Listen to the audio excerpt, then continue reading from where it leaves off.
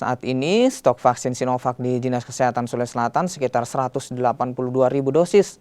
Jumlah ini jauh dari yang dibutuhkan, mengingat vaksin Sinovac akan digunakan untuk vaksin dosis kedua dan juga vaksin untuk anak usia 6 hingga 11 tahun.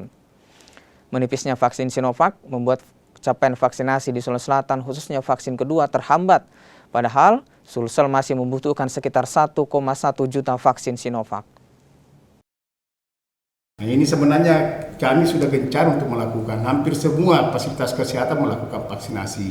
Memang kendala kami bahwa ini terkait dengan ketersediaan vaksin, khususnya vaksin Sinovac atau CoronaVac yang telah digunakan sebagai vaksin pertama. Tentu ketika vaksin pertamanya CoronaVac, tentu ya vaksin keduanya CoronaVac. Nah dari hitungan kami sehingga Sulawesi Selatan butuh vaksin 1,1 juta vaksin CoronaVac untuk vaksin kedua untuk menutupi vaksin kedua ini. Nah makanya sangat dibutuhkan adalah bagaimana stok vaksin mudah-mudahan dalam waktu dekat ketersediaan vaksin ini dikirim oleh Kementerian Kesehatan ke Makassar, Sulawesi Selatan. Nah tentu vaksin Sinovac ini juga digunakan untuk vaksinasi anak.